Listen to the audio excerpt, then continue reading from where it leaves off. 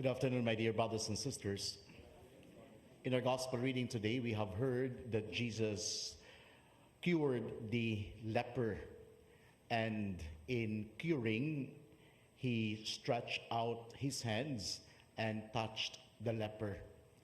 It is a common scenario wherein Jesus would cure the sick, not only saying, "You will be cured," but goes with the words would be his action of touching.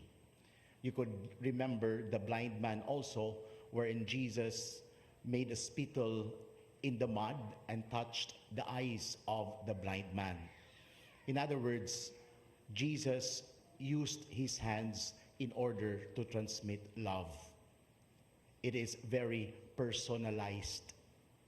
And that is also the challenge for all of us, that whenever we do something to other people, we should never be detached, but rather personalized. How can we be personalized in treating other people? Three things. Number one, by touching. Like Jesus, he touched, but using our hands in an expression that we are able to be with the people. Kanang gitawag og hands-on. Hands-on yun ta. Dili lang detached. Kana bitaw mo yung, panglimpyo mo diha. Sige ra kag mandar, wa gyud ka mo limpyo.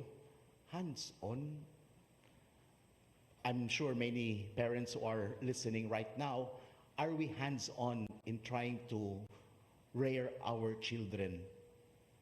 Kung natay kwarta, ang mag-ilis sa diaper, ang maid. Ang magpakaon sa bata, ang maid. Kung mahilak ang bata, ang mukugos sa bata, ang maid. Ang alsahon sa mama, ang iyang iro. Dili ba na personalized? Number two, in order to be personalized, not only in touching, but also by words. Like Jesus, he did not only touch, but at the same time, it is coupled by words. I'm sure many people are not very expressive. Many are very observant, but they never say it loudly, what they see, what they feel, what they appreciate.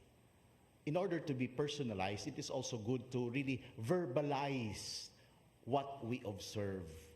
Like, for example, you would say, "I like your dress. I appreciate your gesture." Not only putting it in our hearts. And number three, not only by words, but above all, by our presence. In order to be personalized, our presence would mean a lot. For example, kung dunay mag-birthday, pwede raman mo ingon ta, "Happy birthday" through text message. Pero kung iimbitar ta, or usay, wag yun ta imbitaha, muadto yun tas birthday party because of our presence. If we would know one of our friends who is sick, it is good to send message, "Get well soon." But it would be personalized if we really go to the hospital and visit. Kung naay mamatay, pwede raman mo ingon ka sa text message, "Condolence." But it would be personalized if we will really go to the wake and be one in sympathizing those who mourn. And so, my dear brothers and sisters, our gospel reading today challenges us to personalize our action. How?